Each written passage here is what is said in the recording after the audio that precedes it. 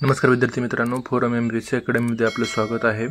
तर आपण आज बघणार आहोत फॉर्म भरताना काय घ्यायची काळजी आहे। बघा, सध्या आता वेगवेगळे फॉर्म आहेत, ते भरताना काय करायचं, फॉर्म भरताना जी तुमची कास्ट आहे ना ती लिहायची आहे आणि नॉन क्रिमिलियर आहे ना तिथं यस म्हणायचं आहे। तुमच्याकडे नॉन क्रिमिलियरचं सर्टिफिकेट असेल तर यस म्हणायचं आहे।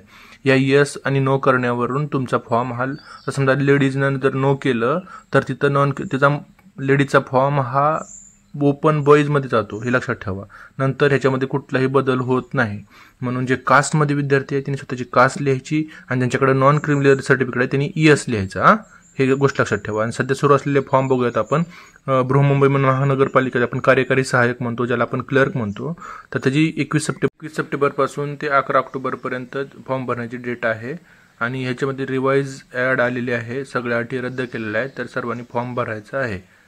याचं बघा एकदा व्यवस्थित सगळं लिंक दिलेली आहे। आणि दुसरी आहे RRB आणि TPC, याची स्टार्टिंग डेट आहे फॉर्म भरण्याची 13 सप्टेंबर आणि लास्ट डेट आहे 11 ऑक्टोबर।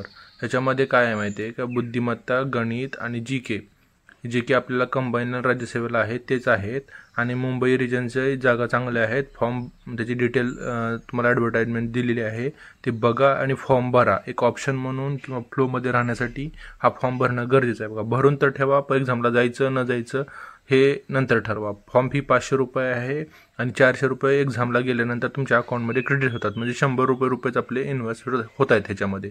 दुसरी एक ॲड आहे BMC निरीक्षक। BMC निरीक्षकाची स्टार्टिंग डेट आहे फॉर्म भरण्याची 20 सप्टेंबर आहे आणि लास्ट डेट आहे बघा 19 ऑक्टोबर। तर ह्याची डिटेल आपली लिंक दिलेली आहे, फॉर्म भरायचं सर्वांनी।